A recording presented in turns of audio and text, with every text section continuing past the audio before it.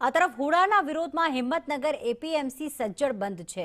APMC બહાર વાહનોની લાંબી લાંબી લાઈનો લાગી।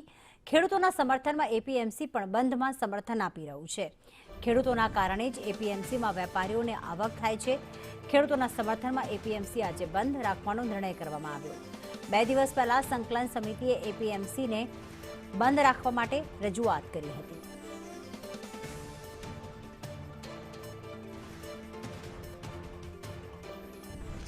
તો હિંમતનગર એપીએમસી પણ આજ જોડાયું છે।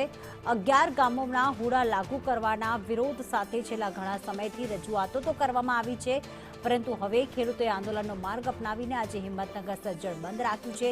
જેના જ કારણે સ્કૂલ કોલેજો તો તેના સમર્થનમાં જોડાઈ છે, પરંતુ સાથે સાથે હિંમતનગર એપીએમસી પણ સજ્જડ બંધ।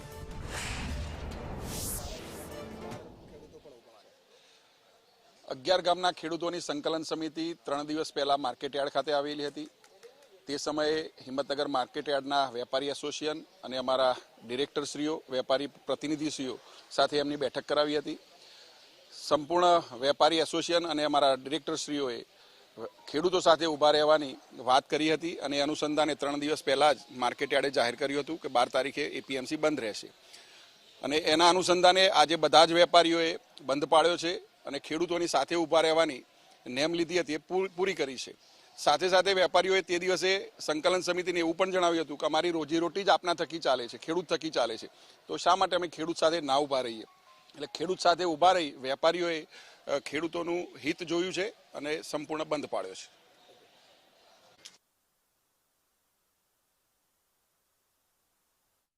તો ખાસ એપીએમસી પણ જોડાયું છે, કારણ કે વેપારીઓનું માનવું છે કે ખેડૂતો થકી જ તેમની આવક થઈ રહી છે।